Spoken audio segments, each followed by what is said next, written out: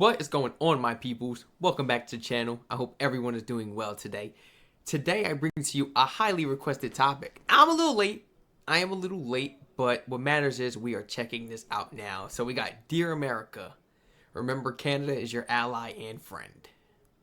Here we go. How'd I never see this video? Are you sure I never reacted to this? Bro, I mean, like, where was I? Under a rock or something? Dear America, I am a big fan of Jefferson, of Franklin, and of the Founding Fathers. Wait a minute.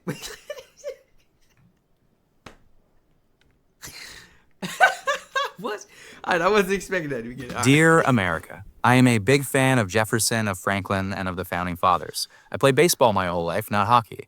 And I've got family in Michigan who I love dearly, even if they gave me a Tiger shirt for Christmas. I'm joking, obviously, it's at least a playoff team. I also happen to be a Canadian member of Parliament, and I was public in my concerns that a Trump presidency would not be good for Canada because it would pose a threat to our economy with tariffs. And I've got to admit that it's not starting out great. Of course, we can still course correct, and we should, because it's actually in both of our interests. Yo, your mic is incredible. What type of mic is that? To start, there is a broader conversation worth having about tariffs, that most beautiful of words. In the short term, yes, they offer protection for certain industries from foreign competition, and they generate some revenue, so I get it. It's easy politics. Fact is, unfortunately, consumers often ultimately pay that higher cost, and used indiscriminately across the board, tariffs have significant and negative consequences for the economy more broadly. Your economy. Our economy, too. Yep. As the Tax Foundation puts it, historical evidence shows tariffs raise prices and reduce available quantities of goods and services for U.S. businesses and consumers, which results in lower income, reduced employment, and lower economic output. If only we'd all been paying attention in class. Anyone raised or raised tariffs in an effort to collect more revenue for the federal government. Did it work? Anyone? Anyone know the effects? It did not work, and the United States sank deeper into the Great Depression. Oh my gosh. Literally, this is what is about to go. Oh my gosh. And look, maybe we just agree to disagree on tariffs as a tool to use. The better question that I am struggling to understand is, why Canada? Well, President-elect Trump kicked off the tariff conversation by blaming Canada. Oh, well, Canada has a lot. Why Canada? You want me to give you a list of reasons? Man, your resources, man. You got aluminum, you got copper, you got water, you got a lot of land, you got oil, materials and goods that we need. Yes, we need stuff that we can only get from your ecosystem, your environment, where you live. A lot of countries as well. Man, you guys are literally one of the #1 countries in the world. Everybody could benefit from Canada. Literally. That's what it's like. It's like Canada's a gold mine. When you start looking at everything that comes with Canada, it's like a gold mine, and that's all he sees is cha-ching, cha-ching. That's all he sees. Canada. For people, crime, and drugs pouring into the United States. He said one of his first executive orders, one of the first, would be to charge Canada with a 25% tariff on all products coming into the U.S. until such time as, I quote, drugs, in particular fentanyl and all illegal aliens, stop this invasion of our country. It wasn't even over 1%, guys. It wasn't even over like 1 or 2% of fentanyl getting across the borders, guys. Like, whereas we were dealing with Canada, that wasn't their issue. I mean, I understand it's still getting through, but it wasn't even 1 to 2%. Like, all right, country. Now, I may not have captured all of those capital letters in just the right way, but that's the gist of it. The president-elect has gone on to complain about a massive trade imbalance with Canada and trolled our prime minister at least 3 times now about Canada becoming a 51st state. Funny, disrespectful, terrifying. Yo, having Canada, that big behind country, as a state, the great state, bro, he was trying to change it. Governor Justin Trudeau of the great state of Canada is a violation. Let alone governor, bro. Like, do you see this? This is violating, bro. Governor Justin Trudeau Wow, had the audacity of the great state. You know, a lot of people beg to differ. I don't know the man. I wasn't making these videos when he was, you know what I'm saying, when he was prime minister. But yeah, great state of Canada. They call it great because it's so big. It don't need to be a state then, huh? It don't need to be a state then. Canada's so big it literally needs to be its own country. That's my gosh. You could travel around them. You don't need what? It don't even make sense. Take your pick. The trade deficit really should not be a reason for weaponizing tariffs against your closest ally. The Bureau of Economic Analysis at the U.S. Department of Commerce, for example, they note that in 2023, U.S. exports of goods and services to Canada are about $441 billion, while imports from Canada were about $481.5. Now, that was a trade deficit of $40.6 billion USD.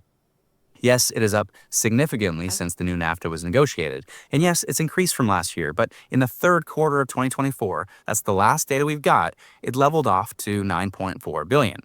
But what does it even mean for you? Well, first, any trade deficit really just means money coming into Canada in exchange for goods flowing into the U.S.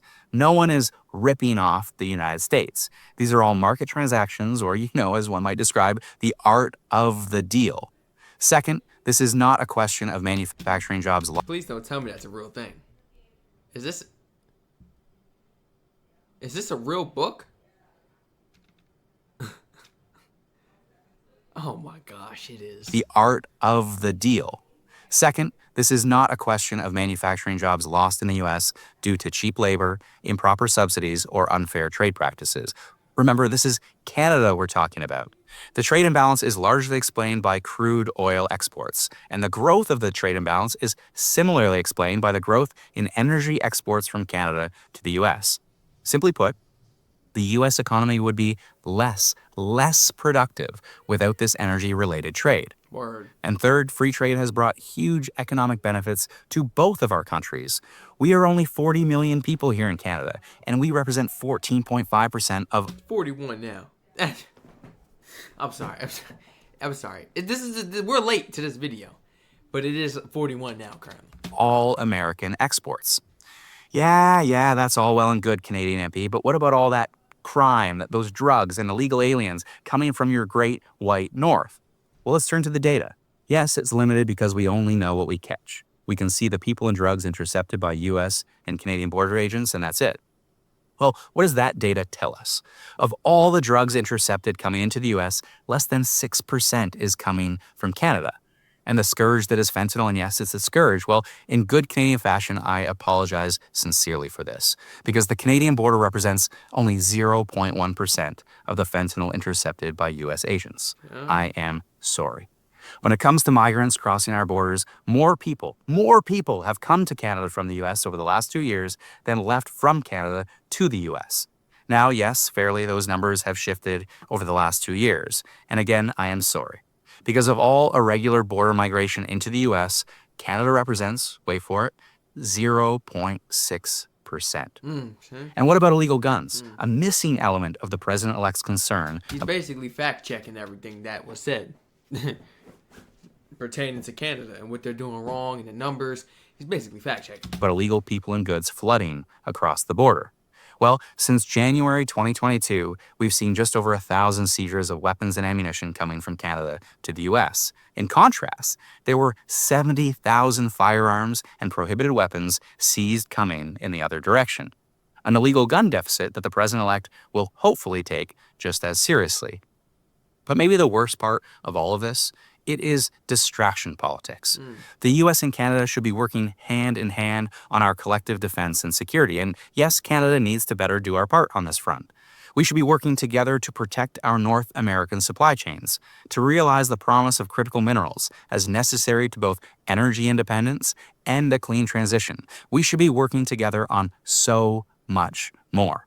The long-standing relationship between Just little one about the little things, you know? I said little one about the... We're just worrying about the little things, man. Like, it wasn't even, oh my gosh, less than 6%, guys. And then, oh my goodness, legal immigrants, less than 0.6. It's like you nitpicking little things so that you can have a big, reason to just, throw the tariffs, man, because you want more out of Canada. and you know that they're not going to give it up and give you what you want. It's a whole nother country. It's not going to be that easy. You're not speaking to your wife. You're not talking to your girlfriend, your little one-night stand where she's about to just give it up to you. It's not going to happen like that. Huh? So this is why, all of this was taken into measure by him. And man, it don't make no sense. It does not make any sense. Canada and the U.S. is unique in the world. It is the most important relationship our two respective countries have. And we should be building on that success, not undermining it. But look, don't take it from me. American leaders have long understood the unique importance of Canada-U.S. relations.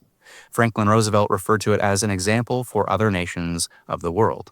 Dwight Eisenhower rightly said that each of us is a better and stronger and more influential nation because we can rely on one another. Yep. In addressing our Canadian Parliament in 1961, here's what JFK had to say. Geography has made us neighbors. History has made us friends. Economics has made us partners. I've heard this before. And necessity has made us allies. Those whom nature has so joined together, let no man put asunder. What happened? And what man didn't put us on put us down below. And look, if you just don't trust a Democrat, here is President Reagan in Quebec City visiting Canada on his first official visit to kick off his second term. In fact, we're more than friends and neighbors and allies. We are kin, who together have built the most productive relationship between any two countries in the world today. Yo. This is my first trip outside the United States since I was sworn into a second term.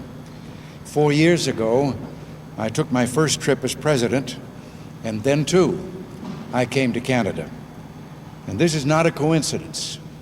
For the United States, there is no more important relationship than our tie with Canada. In my view, to put America first is to This video did not age well at all. At all, man. have Canada at your side.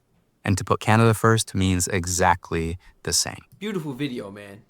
All my Canadians, especially if you don't come from Canada, if you want to share your input on this topic, please feel free to share your honest thoughts and opinions down below in the comment section. I'm definitely looking forward to reading the comments on this one, man.